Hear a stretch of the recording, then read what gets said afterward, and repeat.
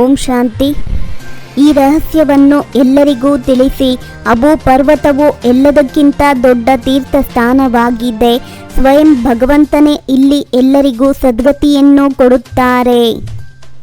ತಂದೆಯು ಯಾವ ರಾಜಯೋಗವನ್ನು ಕಲಿಸಿದ್ದರೋ ಅದನ್ನು ಈಗ ಪುನಃ ಕಲಿಸುತ್ತಿದ್ದಾರೆ. ಅವರು ಸರ್ವವ್ಯಾಪಿಯಲ್ಲ. ಅಬು ಪರ್ವತದಲ್ಲಿ ಬಂದು ವಿಶ್ವದಲ್ಲಿ ಶಾಂತಿ ಸ್ಥಾಪನೆ ಮಾಡುತ್ತಿದ್ದಾರೆ. ಆದಿದೇವನು ಇಲ್ಲಿ ಚೈತನ್ಯದಲ್ಲಿ ಕುಳಿತಿದ್ದಾರೆ. ಇದು ಚೈತನ್ಯ ದಿಲ್ವಾಡ ಮಂದಿರವಾಗಿದೆ. ಈ ಮುಖ್ಯ ಮಾತನ್ನು ಮನುಷ್ಯರು ಒಂದು ವೇಳೆ ಅರಿತುಕೊಂಡರೆ ಅಬು ಪರ್ವತಕ್ಕೆ ಬಹಳ ಮಹಿಮೆಯಾಗುತ್ತದೆ.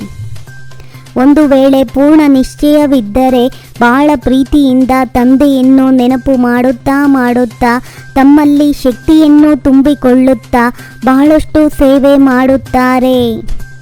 ಈಗ ನೀವು ಮಕ್ಕಳು ಅಬುವಿನ ಬಹಳ ಮಹಿಮೆ ಮಾಡಿ ತಿಳಿಸಬೇಕು. ಅಬು ಪರ್ವತವು ದೊಡ್ಡದಕ್ಕಿಂತ ದೊಡ್ಡ ತೀರ್ಥ ಸ್ಥಾನವಾಗಿದೆ. ಏಕೆಂದರೆ ಪರಂಪಿತ ಪರಮಾತ್ಮನು ಅಬುವಿನಲ್ಲಿ ಬಂದು ಸ್ವರ್ಗ ಸ್ಥಾಪನೆ ಮಾಡಿದ್ದಾರೆ. ವಿಶ್ವದಲ್ಲಿ ಯಾವ ಪ್ರಕಾರದ ಶಾಂತಿಯನ್ನು ಬಯಸುತ್ತೀರಿ, ಅದನ್ನು ಎಂದಾದರೂ ನೋಡಿದ್ದೀರಾ ಎಂದು ಮೊಟ್ಟ ಮೊದಲಿಗೆ ನೀವು ಮನುಷ್ಯರನ್ನು ಕೇಳಿ. ಸಂಗಮಯುಗದ ತಪಸ್ಸನ್ನು ತೋರಿಸುತ್ತೇವೆ. ಪ್ರತ್ಯಕ್ಷ ಜೀವನದಲ್ಲಿ ಏನಾಗಿತ್ತೋ ಅದರ ನೆನಪಾರ್ಥವನ್ನು ತೋರಿಸುತ್ತೇವೆ ಎಂದು ಈಗೀಗೆ ತಿಳಿಸಿ ಕರೆದುಕೊಂಡು ಬನ್ನಿ. ತಂದೆಯು ತಿಳಿಸುತ್ತಾರೆ, ನಾನು ಸಹ ಇಲ್ಲಿಯೇ ಇದ್ದೇನೆ. ಆದಿದೇವನು ಇಲ್ಲಿದ್ದಾರೆ. ವೈಕುಂಠವು ಇಲ್ಲಿಯೇ ಇದೆ. ಮುಂದೆ ಅಬು ಪರ್ವತದ ಬಹಳಷ್ಟು ಮಹಿಮೆಯಾಗಿ ಬಿಡುತ್ತದೆ. ಎಲ್ಲ ಧರ್ಮದವರ ಸದ್ಗತಿ ಮಾಡುವಂಥ ತಂದೆಯು ಒಬ್ಬರೇ ಆಗಿದ್ದಾರೆ. ನೀವು ಮಕ್ಕಳಂತೂ ಅಬುವಿನ ಮಹಿಮೆಯನ್ನು ಬಹಳಷ್ಟು ಮಾಡಬಹುದು. ಕ್ರಿಶ್ಚಿಯನ್ನರು ಸಹ ಭಾರತದ ಪ್ರಾಚೀನ ರಾಜಯೋಗವನ್ನು ಯಾರು ಕಲಿಸಿದರೂ ಅದು ಹೇಗಿತ್ತು ಎಂಬುದನ್ನು ತಿಳಿದುಕೊಳ್ಳಲು ಬಹಳ ಬಯಸುತ್ತಾರೆ.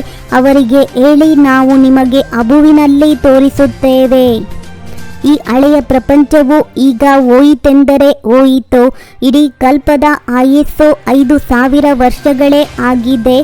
ಹಳೆಯ ಪ್ರಪಂಚದ ಮೃತ್ಯು ಸನ್ಮುಖದಲ್ಲಿ ನಿಂತಿದೆ. ಬಾಬಾ, ನಾವು ತಮ್ಮ ಮಕ್ಕಳಾಗಿದ್ದೇವೆ. ತಮ್ಮಿಂದ ಆಸ್ತಿಯನ್ನು ಅವಶ್ಯವಾಗಿ ತೆಗೆದುಕೊಳ್ಳುತ್ತೇವೆ. ಇಷ್ಟು ಮಾತ್ರವಿದ್ದರೂ ದೋಣಿಯು ಪಾರಾಗುತ್ತದೆ. ಭಾವನೆಯ ಫಲ ನೋಡಿ ಎಷ್ಟೊಂದು ಸಿಗುತ್ತದೆ. ಮಕ್ಕಳೇ, ಒಂದಂತೂ ತಮ್ಮ ಕಲ್ಯಾಣಕ್ಕಾಗಿ ತಮ್ಮನ್ನು ಆತ್ಮನೆಂದು ತಿಳಿದು ತಂದೆಯನ್ನು ನೆನಪು ಮಾಡಿ. ಆಗ ವಿಕರ್ಮಗಳು ವಿನಾಶವಾಗುತ್ತವೆ. ಇದು ವಿದ್ಯಾಭ್ಯಾಸದ ಮಾತಾಗಿದೆ. ಸಮ್ಮೇಳನದಲ್ಲಿಯೂ ಸಹ ಬಹಳ ಯೋಗಯುಕ್ತರಾಗಿರುವವರು ಬೇಕು. ಜ್ಞಾನದ ಕತ್ತಿಯಲ್ಲಿ ಯೋಗದ ಅರಿತವಿಲ್ಲವೆಂದರೆ ಬಾಣವು ಯಾರಿಗೂ ನಾಟುವುದಿಲ್ಲ.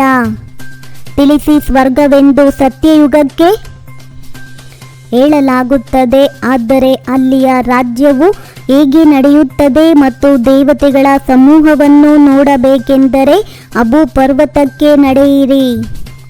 ರಾಜಯೋಗವನ್ನು ತಂದೆಯೂ ಕಲಿಸಿದ್ದರು ಮತ್ತೆ ಅದನ್ನು ಈ ಸಮಯದಲ್ಲಿ ಕಲಿಸುತ್ತಿದ್ದಾರೆ. ಆ ತಂದೆಗೆ ಬದಲಾಗಿ ಯಾರು ಶಾಮನಾಗಿದ್ದಾರೆಯೋ ಅವರ ಹೆಸರನ್ನು ಹಾಕಿಬಿಟ್ಟಿದ್ದಾರೆ. ಎಷ್ಟು ತಪ್ಪಾಗಿದೆ. ದೇಹಿ ಅಭಿಮಾನಿಯಾಗುವ ಸಂಪೂರ್ಣ ಪುರುಷಾರ್ಥ ಮಾಡಬೇಕಾಗಿದೆ. ಅದೃಷ್ಟದಲ್ಲಿದ್ದರೆ ಆಗುತ್ತದೆ ಎಂದು ಎಂದಿಗೂ ಯೋಚಿಸಬಾರದು. ಬುದ್ಧಿವಂತರಾಗಬೇಕಾಗಿದೆ. ಜ್ಞಾನವನ್ನು ಕೇಳಿ ಅದನ್ನು ಸ್ವರೂಪದಲ್ಲಿ ತರಬೇಕಾಗಿದೆ.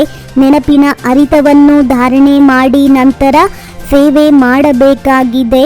ಎಲ್ಲರಿಗೂ ಅಬು ಮಹಾನ್ ತೀರ್ಥ ಸ್ಥಾನದ ಮಹಿಮೆಯನ್ನು ತಿಳಿಸಬೇಕಾಗಿದೆ.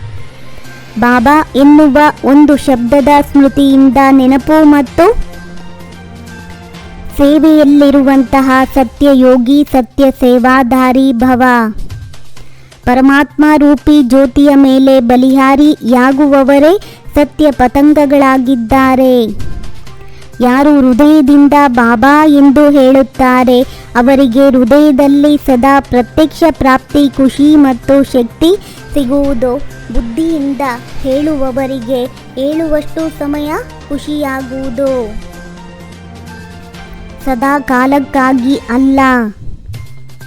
ಓಂ ಶಾಂತಿ. 21 ಜನ್ಮಗಳಿಗೆ 21 ಪರಮಾತ್ಮನ ಮಹಾವಾಕ್ಯವನ್ನು ಆಲಿಸಿ ನಿಮ್ಮದೇ ಆದಂಥ ಈ ಚಾನಲಿಗೆ ಲೈಕ್ ಮಾಡಿ, ಶೇರ್ ಮಾಡಿ, ಸಬ್ಸ್ಕ್ರೈಬ್ ಆಗೋದನ್ನು ಖಂಡಿತ ಮರಿಬೇಡಿ.